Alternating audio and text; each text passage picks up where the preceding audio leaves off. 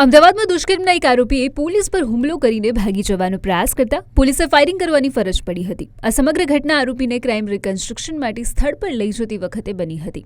આરોપી મોઇનુદ્દીન પર માનસિક રીતે અસ્થિર યુવતી સાથે દુષ્કર્મ આચરવાનો ગંભીર આરોપ છે. પોલીસ જ્યારે તેને ઘટનાસ્થળે તપાસ માટે લઈ જઈ રહી હતી ત્યારે તેણે ત્યાંથી છટકવાનો પ્રયાસ કર્યો અને આરોપી મોઇનુદ્દીને રિકન્સ્ટ્રક્શન સ્થળ પર મળેલા કાચ વડે હેડ કોન્સ્ટેબલ ભરતસિંહ રાઠોડ પર હુમલો કર્યો હતો, જેમાં ભરતસિંહ રાઠોડ ગંભીર રીતે ઇજાગ્રસ્ત થયા અને તેમને 24 જેટલા ટાંકા લેવા પડ્યા છે. આ ઝપાઝપી દરમિયાન આરોપીએ પીઆઈ પાસેથી તેમનું હથિયાર છીનવવાનો પણ પ્રયાસ કર્યો હતો.